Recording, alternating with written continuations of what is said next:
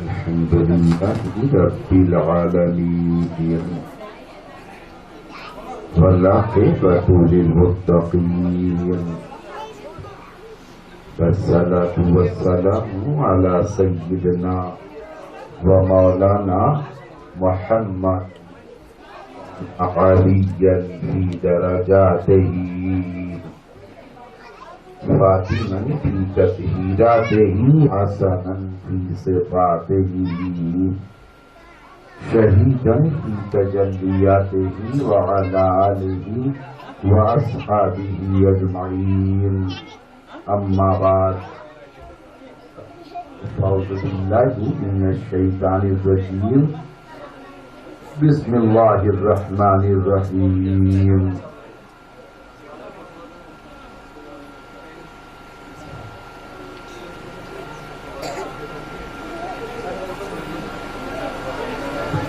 ان الدین عند اللہ الاسلام شاہ مرداں شیر یزداں قوت پروردگار لا فتح الا علی لا سیف الا ذوالفقار یا الہی تابوت خورشید و ماہی چراغ چشتیاں را روشنائی غوث اعظم بمن بے سر و ساما مدد قبلہ دی مدد کعبہ ایمان مدد نبی کریم سرور عالم صلی اللہ تعالی علیہ وسلم کی بارگاہ میں ہدیہ درود پیش کریں اور پڑھیں اللہم صلی علی روح سیدنا مولانا محمد فی الارواح وعلی جسدہ فی الاجساد على قبره في القبور وعلى آله وصحبه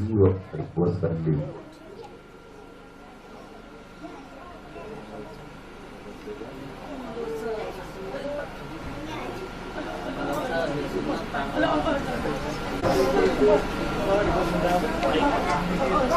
مدرسہ اہل سنت پراتھمک ودیالیہ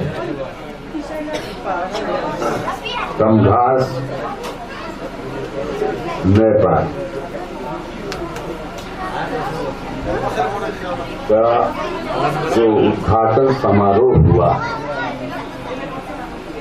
جس کو اس ملک کے راجنیتاؤں نے جن کے پروگرام میں سمبودھت کیا بیان ہوا ہے اور نیپال سرکار द्वारा मान्यता प्राप्त اور بنوایا گیا یہ مدرسہ جن لوگوں کی بھی محنتوں اور مشقتوں سے بنا ہے، جنہوں نے اس کے لیے کاوشیں کیا ہے، محنتیں کیا ہے، سمسیاؤں سے جوجھے ہیں، وہ لوگ مبارکباد کے مستحق ہیں۔ اس وقت منچ پر خطیب و امام جامع مسجد بٹول حضرت علامہ مولانا نظام الدین صاحب قبلہ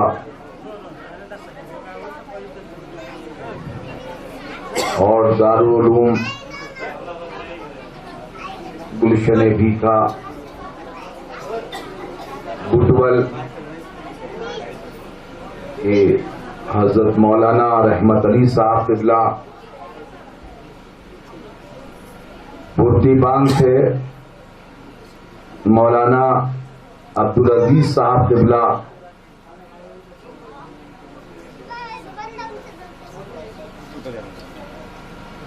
امام اور مدرس جناب محمد علی صاحب قبلہ کی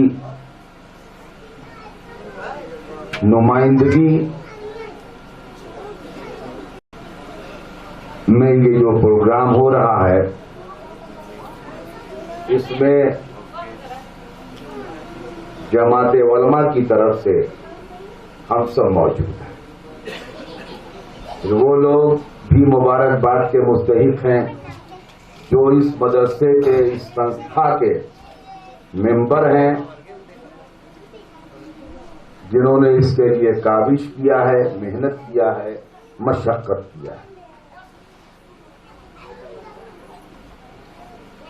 تو سرکاری کرمچاریوں سے لے کر اس سنستھا کی استھاپنا کرنے والے، اس میں کام کرنے والے سب مبارکباد کے مستحق ہیں۔ اس موقع پر آج پہلا جلسہ بشکل میلاد جس میں ہم سب موجود ہیں۔ اس سے پہلے کہ ہم کچھ بتائیں، آپ بابا سے بلند درود پاک پڑھیں۔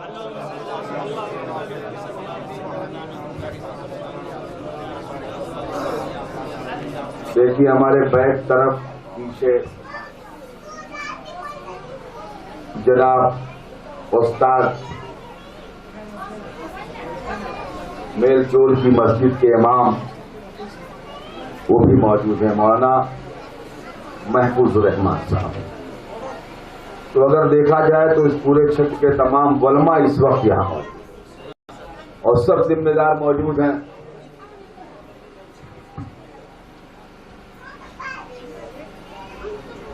میں اس موقع پر ویسی تقریر تو کروں گا نہیں، مولانا احمد علی صاحب نے صحیح بتایا کہ جیسی کانفرنسوں میں، جلسوں میں یا بڑے بڑے جگہوں پر ہوتی ہے، دو چیزوں کا لحاظ رہے گا۔ ایک تو یہ کہ آپ میری بات سمجھیں اور جو میں بتاؤں اسے آپ سمجھ جائیں۔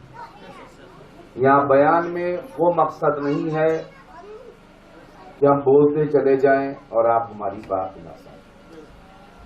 پہلی بات تو سمجھ لیجئے، ہم آپ ایک نبی کے ساتھ 1,24,000 نبی اور رسول کے ماننے والے ہیں۔ سبحان اللہ زور سے بولیے۔ ایک نبی کے ساتھ آخری نبی کا کلمہ پڑھتے ہیں اور 1,24,000 نبیوں اور رسولوں پر ایمان رکھتے ہیں۔ ان کی تعداد اس سے زیادہ بھی ہو سکتی ہے اور اس سے کم، مگر ایمان رکھتے ہیں۔ ہمارے پیغمبر حضرت محمد مصطفیٰ صلی اللہ تعالی علیہ وسلم ہیں، جنہوں نے مکہ میں جنم لیا اور مدینے میں ایک لمحے کے لیے انہیں موت آئی، اور وہیں پر جو شہر مدینہ ہے وہیں پر ان کی قبر ہے۔ کھینچ دیتی ہے صبا ان کی گلی کا نقشہ، کورے کاغذ پہ اگر لفظ مدینہ لکھو، کوئی لمحہ بھی نہیں ان کے کرم سے خالی، ہر مہینے کو محمد کا مہینہ لکھو۔ شہر مصگان کہتے ہیں آنکھ کو، اور مصگاں کہتے ہیں اس کو۔ شہر مصگاں میں چمکتے ہیں جو میرے آنسو، یعنی جب میں ان کا نام لیتا ہوں تو میری آنکھیں بوجھل ہو جاتی ہیں، کیونکہ میں ان سے پیار کرتا ہوں اور انہی سے پیار کرنا ہی چاہیے۔ میں ان سے محبت کرتا ہوں کیونکہ انہی سے محبت کرنا ہی چاہیے۔ میں ان سے عشق کرتا ہوں کیونکہ انہی سے عشق کرنا ہی چاہیے۔ انہی کے عشق سے سورگ ملے گا، انہی کے عشق سے جنت میں داخل ہوں گے، انہی کے عشق سے موت آسان ہوگا، اور انہی کے عشق کی بنیاد پر قبر میں بچیں گے۔ تو ان کا عشق، جو ان کا عشق ہے، جو ان کی محبت ہے، جو ان سے پیار ہے، وہ ہمیں زندگی میں ایمان کے ساتھ بچائے گا اور قبر میں قبر کی مصیبتوں سے بچائے گا، میدان محشر میں، محشر کی وادی میں وہاں کی سختیوں سے بچائے گا، پلسرات سے پار کرے گا اور ہمیں جنت میں داخل کر دے گا۔ تو شہر مصگاں میں چمکتے ہیں جو میرے یاسو، میں انہیں اپنی محبت کا پسینہ لکھوں۔ اور جس میں عطار کی ہوا جس میں اطہر کی صباحت کا کیا پیارا پیارا جسم تھا، کیسی خوبصورتی تھی، ہمارے نبی کا حسن کیا تھا، آنکھیں کیسی تھیں، کان کیسے تھے، ہونٹ کیسے تھے، چہرہ کیسے تھا، سراپا کیسے تھا، حسن کیسا تھا، پسینہ کیسا تھا، بال کیسے تھے، اسی کو صباحت کہتے ہیں۔ جس میں اطہر کی صباحت کا پاک شریر، جس میں اطہر کا مطلب پاک شریر، پاک شریر جس میں اطہر کی صباحت کا حوالہ دے کر اے زمیں تجھ کو بہاروں کا دفینہ لکھے۔ تو دیکھیے ہمارے آقا مدینے میں رہتے ہیں، ہم نیپال میں رہتے ہیں، بھارت میں رہتے ہیں، چائنا میں رہتے ہیں، ملیشیا میں رہتے ہیں، انڈونیشیا میں رہتے ہیں، پتہ نہیں کہاں کہاں رہتے ہیں۔ آقا مدینے میں رہتے ہیں۔ کہاں رہتے ہیں؟ زور سے بولیے۔ ہاں، ہمارے آقا مدینے میں رہتے ہیں، لیکن ہمارے آقا نے کہا کہ ہم ان میں رہتے ہیں۔ کیا کہا؟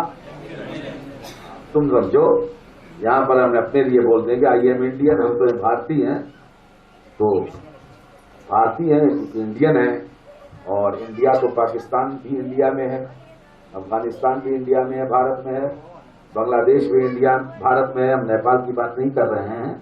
ہمارے آقا صلی اللہ تعالی علیہ وسلم نے فرمایا میں عرب میں پیدا ہوا لیکن عرب مجھ میں نہیں، اور میں بھارت میں نہیں پیدا ہوا مگر بھارت مجھ میں۔ میرے عرب کو آئی ٹھنڈی ہوا جہاں سے، میرا وطن وہی ہے، میرا وطن وہی۔ تو بہت اطمینان کے ساتھ اپنے پیغمبر پر درود و سلام پیش صلی اللہ علیہ وسلم۔ اب دیکھیے، جب کوئی جنم لیتا ہے منوس جاتی میں، انسانوں میں جنم لیتا ہے تو اس کا ایک ملک ہوتا ہے، اس کی ایک کاشت ہوتی ہے، ایک برادری ہوتی ہے۔ برادری کیا ہوتی ہے؟ ذات برادری ہوتی ہے، ایک کاشت ہوتی ہے، اور ایک برادری ہوتی ہے، ایک ملک ہوتا ہے، اس ملک کی ایک سبھیتا ہوتی ہے، ایک کلچر ہوتا ہے، ایک سنسکرتی ہوتی ہے، ایک تہذیب ہوتی ہے۔ جلدی بولیے، جلدی بولیے، کس کے بولیے۔ ہمارے آقا نے جس سبھیتا میں جنم لیا وہ عربی سبھیتا، جس ملک میں جنم لیا وہ عربی ملک ہے، اس لیے آقا جس زبان میں زیادہ بات کرتے تھے وہ عربی بھاشا تھی، یعنی آقا عرب میں پیدا ہوئے، اس لیے اللہ نے عربی کو پسند فرمایا، تو پیغمبر کی بنیاد پر۔ اور اب جتنا سسٹم آیا، جتنا بیان ہوا نبی کا، نبی جتنا بولے، نبی نے جتنا سمجھایا، نبی نے جتنا بتایا، نبی نے جتنا سکھایا، نبی کا جو بھی بیان ہے وہ سب عربی بھاشا میں۔ بولے جلدی سے سبحان اللہ، زور سے بولیے، عربی بھاشا میں۔ اور عرب ہے کہاں؟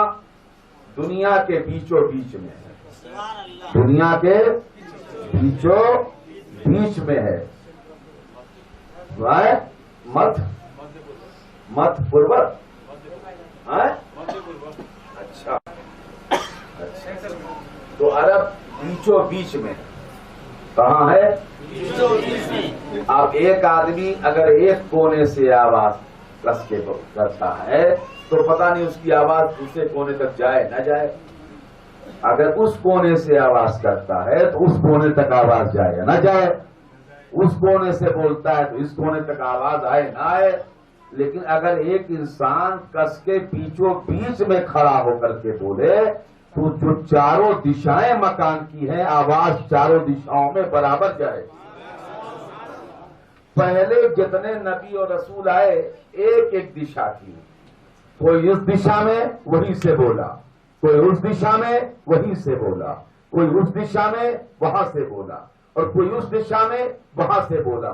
لیکن اللہ تعالیٰ نے جب اپنے آخری نبی کو پیدا فرمایا تو بیچوں بیچ میں پیدا فرمایا، نہ دنیا کے شروع کے حصے میں پیدا کیا، نہ آخر میں، نہ داہنی طرف پیدا کیا نہ بائیں طرف، بلکہ بیچوں بیچ میں پیدا فرمایا، تاکہ جب میرا محبوب بولے تو چاروں سمتوں میں ایک سانس سنائی پڑے۔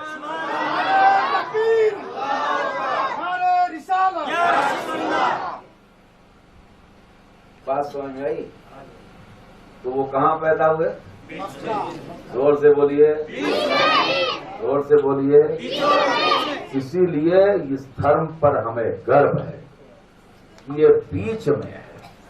پورب والا کہتا ہے کہ وہ ہمارا ہے، تو پچھم والا بھی کہتا ہے ہمارا ہے، اور اتر والا بھی کہتا ہے ہمارا ہے، دکن والا بھی کہتا ہے ہمارا۔ اس لیے مین پوجا استھل بیچوں بیچ میں رکھا۔ اگر پورب میں پیدا ہوئے ہو تو پچھم طرف کر کے بعد پوجا کرو، پچھم میں پیدا ہوا ہو تو پورب کی طرف کر کے عبادت کرو، دکن میں پیدا ہوئے ہو تو اتر کی طرف، اتر میں پیدا ہوئے ہو تو دکن کی طرف، اور جہاں اتر اور دکن نہ ہو وہاں پر بیچ میں آ جاؤ، کل ملا کر اسی کی سیدھ میں رہو جہاں ہمارا محبوب پیدا ہوا۔ یہ گھر جو محبوب کا ہے یہ تمہارے لیے قبلہ ہے، اور اس کے سامنے ہم نے اپنا گھر بنوا دیا ہے، وہ کعبہ ہے۔ یعنی قبلہ بھی وہی ہے اور کعبہ بھی وہی ہے۔ آنے والے وقت میں کوئی کہہ سکتا تھا، آنے والے وقت میں کوئی کہہ سکتا تھا، کوئی میں بہت سے ہوتے ہیں، کوئی کہہ سکتا تھا وہ مکہ میں پیدا ہوئے اس لیے مہان ہیں، ان کی وشیشتا یہ ہے کہ وہ مکہ میں پیدا ہوئے، ان کی خصوصیت ہے کہ مکہ میں پیدا ہوئے، اسی لیے اپنے رب نے اپنے محبوب کی جگہ مکہ رکھا، پیدا ہونے کی جگہ محبوب مکہ رکھا، اور دیہانت کرنے کی جگہ، ایک لمحے کے لیے مرنے کی جگہ اس نے مدینہ مقرر کر دیا، تاکہ معلوم ہو جائے تمہیں کہ محبوب مکہ کی بنیاد پر نہیں یہ مہان ہے، جہاں بھی یہ پیدا ہوتا وہ زمین مہان ہوتی۔ اسی لیے دیکھو، ایک آدمی ایک بار پیدا ہوتا ہے تو اسے ایک بار جنم لینا تھا تو اس نے مکہ میں لیا، اور ایک بار مرنا ہوتا ہے تو ایک مرتبہ اس کا انتقال ہوا تو مدینے میں ہوا۔ اس لیے یہ بات یاد رکھو، جیسے مکہ مہان ہے میرے گھر کی بنیاد پر، اس طریقے سے مدینہ مہان ہے میرے محبوب کی قبر کی۔ حضرت رضا بریلوی پیچھے تک بولو۔ ہم جو تمہیں بول رہے ہیں سمجھ میں آ رہی کہ نہیں آ رہی؟ زور سے بولیے، پیچھے تک ہاتھ اٹھا کے بتاؤ۔ ہاں، تو یہ سب نیک کام کرو گے، اس کا مطلب یہ بھول جاؤ گے، کہو گے حضرت نے بڑا اچھا بولا، بھول جاؤ گے۔ ماں باپ کے ساتھ اچھا سلوک کرو، کیا کرو؟ ماں باپ کے ساتھ کیا کرو؟ اچھا۔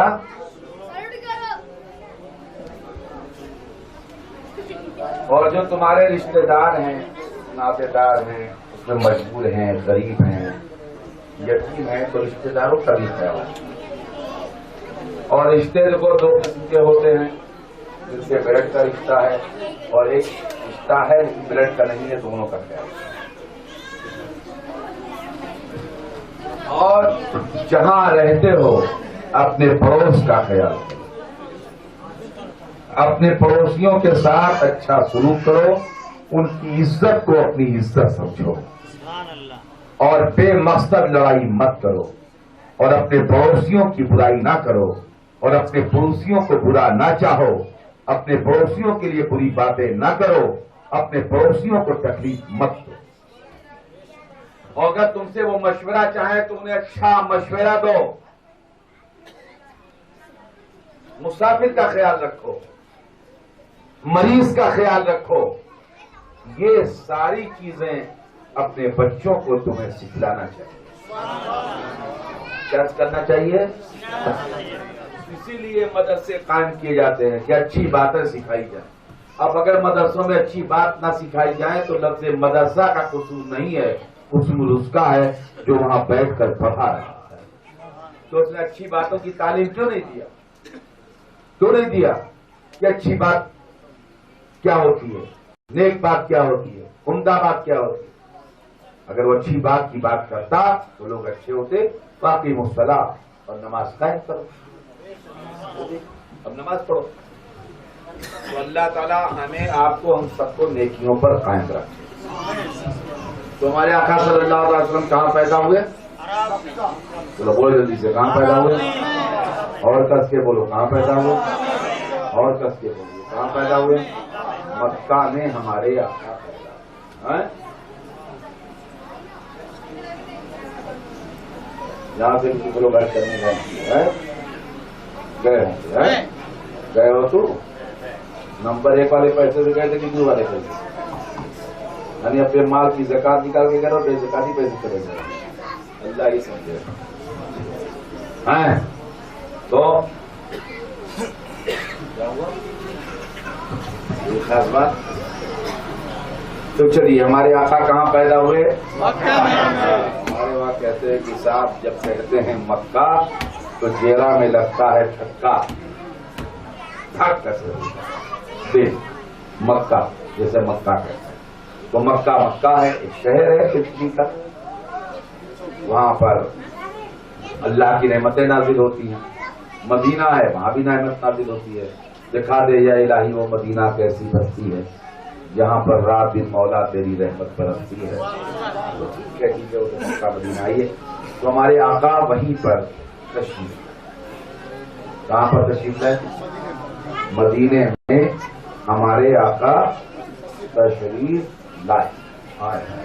آقا تو آقا. چلیے آقا صلی اللہ تعالی وسلم کی پیدائش. ہمارے آقا اپنی اماں کے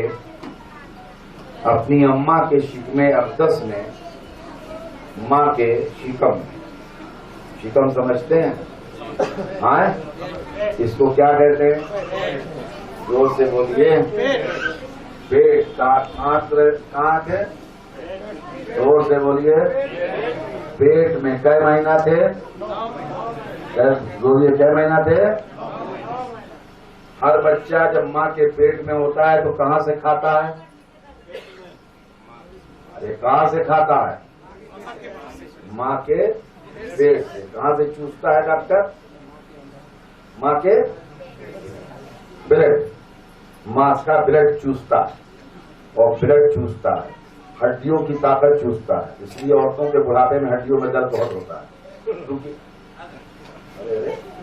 ارے دیکھیے نا، تو ہڈیاں چوستا ہے اور جو ہے خون ہے نا، خون چوستا ہے. نہیں خون پیتا ہے اندر. باہر آگے چاہے شاکاہاری ہو جائے لیکن اندر مانساہاری ہوتا ہے. پیتا ہے نا، زور سے بولیے. پیتا. لیکن ہمارے آقا صلی اللہ تعالی علیہ وسلم نے ماں کے پیٹ میں بھی ماں کا خون نہیں پیا. ماں کے پیٹ میں بھی ماں کا خون نہیں پیا. اس لیے کہ ماں کا خون پینے کے لیے ناف ہونا ضروری ہے. یعنی تھوڑی سے ایک رسی ٹائپ کی نکلتی ہے، اس کو ناف کہتے ہیں. یہاں کیا کہتے ہیں؟ زور سے بولیے. وہی کہتے ہیں نا. تو نابھی ہونا ضروری ہے. جب تک نابھی نہیں ہوگی تو پیے گا کہاں سے پیے گا؟ تو ہمارے آقا صلی اللہ تعالی علیہ وسلم نے کہ نابھی تھی ہی نہیں، یعنی بے نابھی کے آپ ماں کے پیٹ میں. اس لیے جب آپ پیدا ہوئے تو بغیر نابھی کے پیدا ہوئے.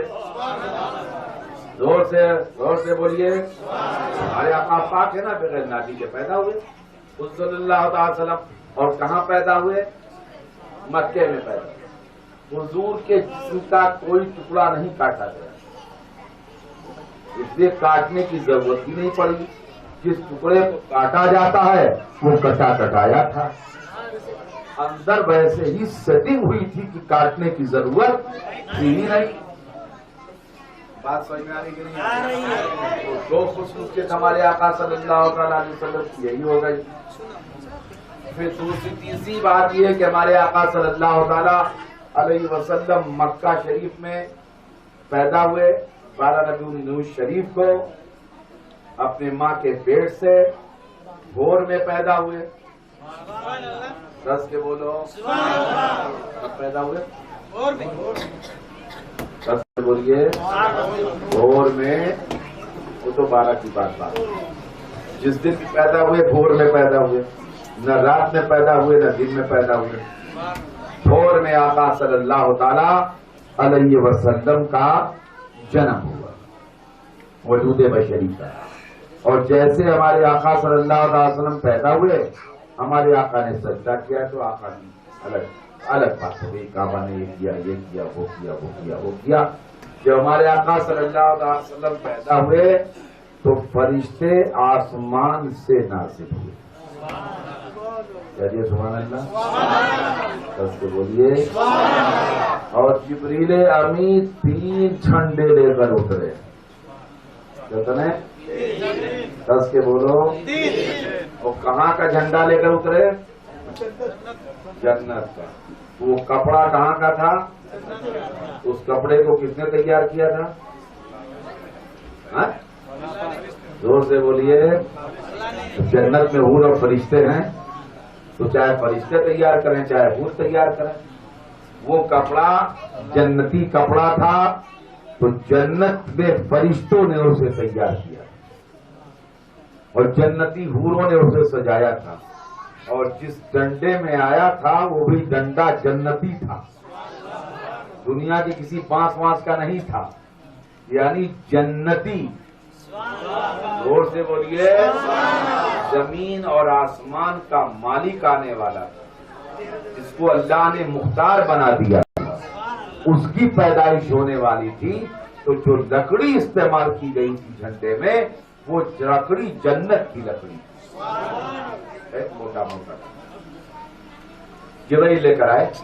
ایک جھنڈا پورب میں گاڑ دیا کہ بھائی اللہ جانے پورب میں کہاں گاڑا. ایک جھنڈا پچھم میں گاڑ دیا, یہ بھی اللہ جانے کہاں. نہ پورب جانتے ہیں نہ پچھم, بستا جانتے ایک پورب میں گاڑا ایک پچھم میں گاڑا. اور ایک جھنڈے کو جبرائیل نے کعبہ کی چھت پر گاڑا, یعنی دنیا کے بیچوں بیچ میں گاڑا. ابھی جبریل اترے بھی نے تھے کعبے کے منبر سے کہ اتنے میں ندا آئی عبداللہ کے گھر سے. جب ہمارے آقا صلی اللہ علیہ وسلم کی ولادت ہوئی تو آپ کے گھر کے سامنے سے جو دروازہ تھا وہاں سے آسمان تک ایسے فرشتے کھڑے تھے ہوا میں.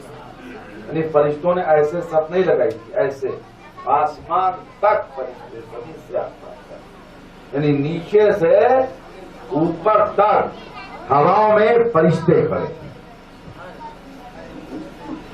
آج تک جو ایسے سب بنی تو آج تک بن گئی. تو ایسے زمین سے آسمان تک فرشتے کھڑے تھے اور تمام فرشتے نبی کریم صلی اللہ تعالی علیہ وسلم پر درود پڑھ رہے تھے, سلام پڑھ رہے تھے. کیا پڑھ رہے تھے؟ سلام پڑھ رہے تھے, سلام پڑھ رہے تھے. فضا درود و سلام کے نغموں سے گونج رہی تھی. زمین سے آسمان تک, آسمان سے زمین تک, زمین سے آسمان تک, آسمان سے زمین تک درود و سلام پڑھا جاتا. کیوں پڑھا جا رہا تھا؟ اس لیے آقا صلی اللہ تعالی علیہ وسلم پیدا ہو گئے تھے. ہم سلام کا اقرار کرتے ہیں, درود کا اقرار کرتے ہیں, اور جو لوگ انکار کرتے ہیں وہ ہم میں سے.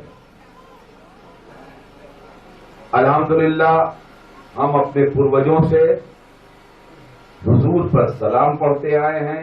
حضور پر